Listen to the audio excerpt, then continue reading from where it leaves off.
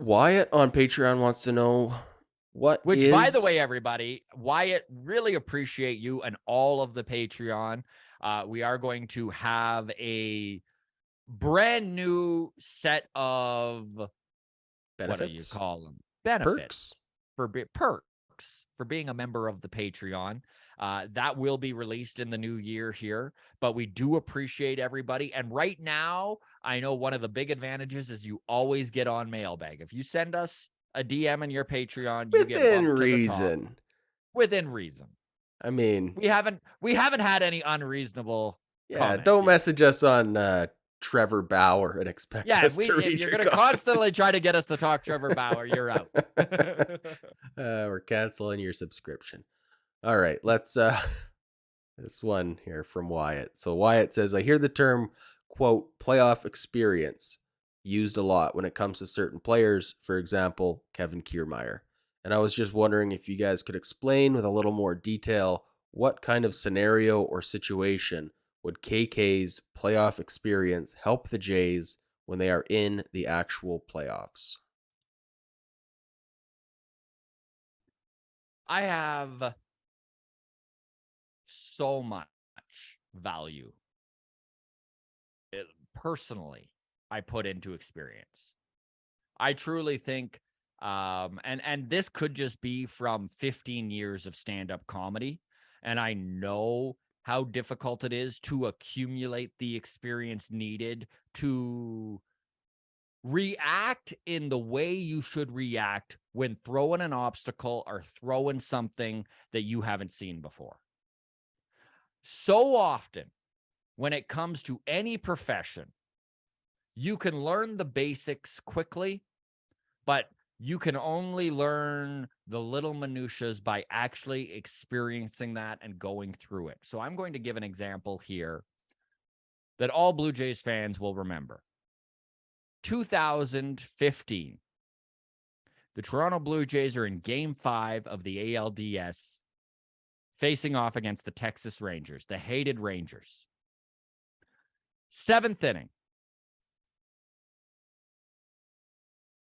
Chew at the plate, and Russell Martin stands up, throws the ball into his bat, something that I'd never seen in baseball before. Winds up giving up a run. The Rangers take the lead. All feels lost. And I look back on that moment, and there is no one in baseball that I would have rathered have behind the plate at that moment than Russell Martin. There's not a catcher I can think of in that situation I would have preferred make that mistake. For numerous reasons, Russell Martin had been there before. He had been in a pressure cooker, game deciding, series deciding moment. And he was able to take that experience and that mental toughness needed to overcome obstacles in the highest of pressure situations and lead the Blue Jays to a win and a massive bottom of the seventh. You look at the players that they had in place for that,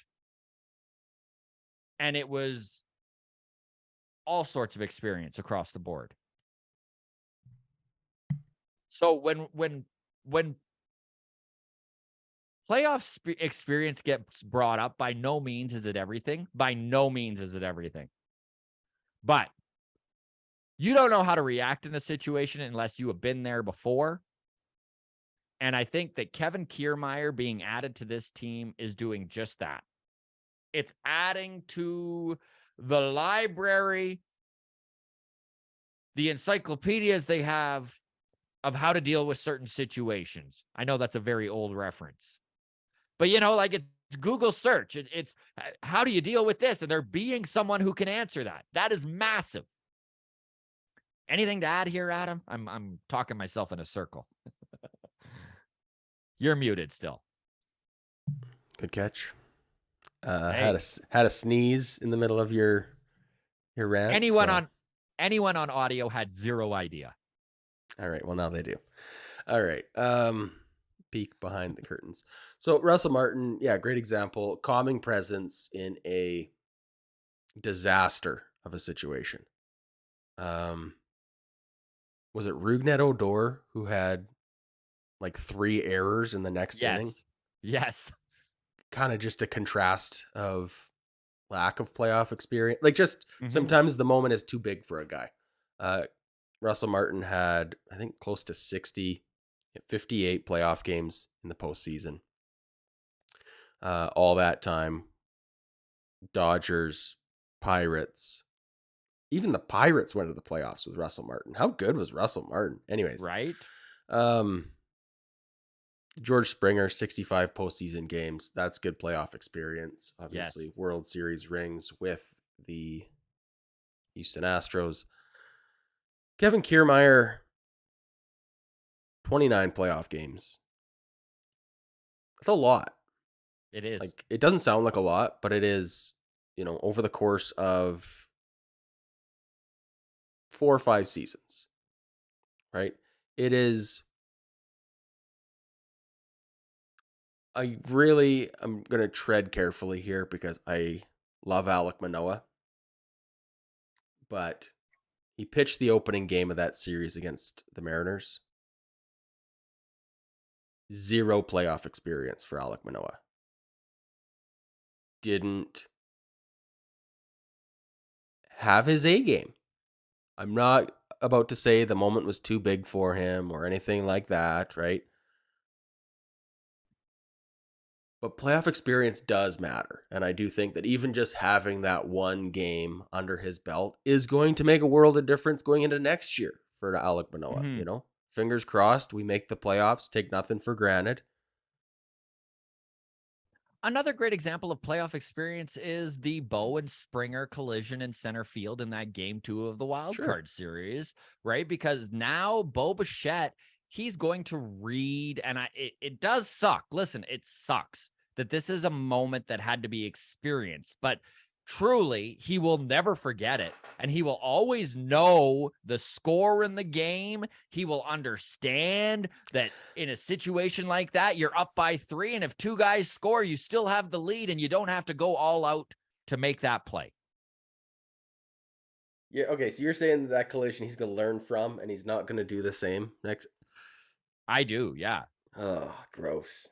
Okay. I know I have an unpopular opinion on that whole collision.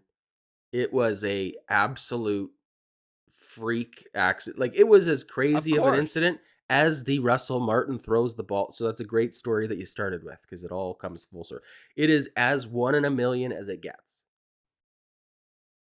I don't want Bo Bichette doing anything differently on that play. Like I think the best version of Bo Bichette is the Bo Bichette with the high leg kick, the swinging his freaking face off, like playing with reckless abandon is the Bo Bichette that I want. I want to see it until he physically can't do it anymore. I don't want to see him pulling up and playing it safe. I don't want to see that from George. I don't want to see that from anyone. We rarely disagree, but I could not disagree more with you there. I really think that if Bo Bichette didn't learn from that moment right there in that elimination game where you were up 8-1 and you can't look at the score and see that you're up by 3 and be able to judge in that moment that it is I better to allow 2 runs than it is to go all out and wind up them tying the game. I can't no. see it. I'd be so I choked. want my game changers changing the game. 1% of 1% of 1% of the time, it's not going to work out in our favor. But I want them going for it, man, because I mean, I don't want my pitchers worrying about base runners, but I want my defenders trying to catch the ball every single Let's time. give a different scenario. Let's say Lourdes Gurriel Jr. is in left field. There's a runner at third. There's a runner at second. There is 1 out. You are up by 3 runs. And instead of holding up and letting the ball bounce and letting 1 run score, and there be runners at third and first with 1 out and the double play still in check, He goes full out, makes a diving attempt at the ball. The ball misses. It goes down into the corner. Now he's running around. Both runs score. Now there's a runner at third base with one out and the tying run at third, right? Like, this is what I'm saying. Read the game. Like, and that's the Lourdes Gurriel Jr. is not a game changer. You just totally changed the formula of the scenario in an unfair way, my friend. You went, Bo Bichette is a game changer. He is a superstar, and roast me in the comments for how bad his defense is if you want. It is not for lack of effort. Okay, George Springer in right field then.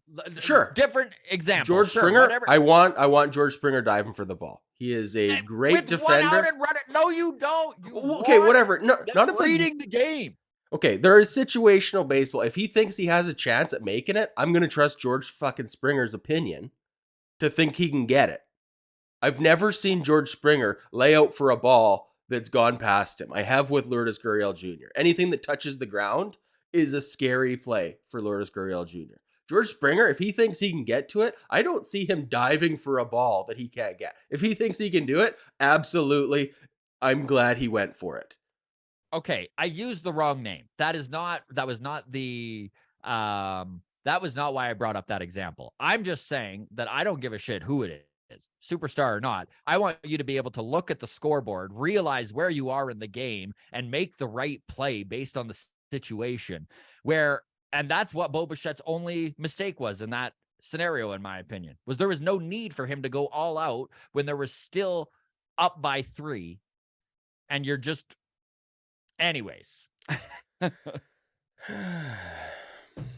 right. I want my guys going all out. I just don't want them going all out if it's going to possibly, if it doesn't work out, lose you the game when there's no reason for that.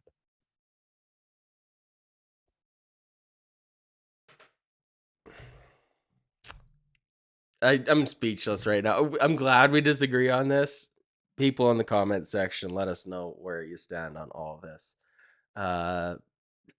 This is not playoff experience related anymore. This is just we're back on the collision. Yeah. Anyways, it's not about the collision. I think I'm glad Bo gave it all he could. I don't blame him at all. You just said you weren't. Now, well, I will blame him if he does it again. Hell yeah. What, you can't learn from your mistakes? We're going to split a beer when he does it again and makes the catch, because 99 times out of 100, it's not a freak collision. Like what?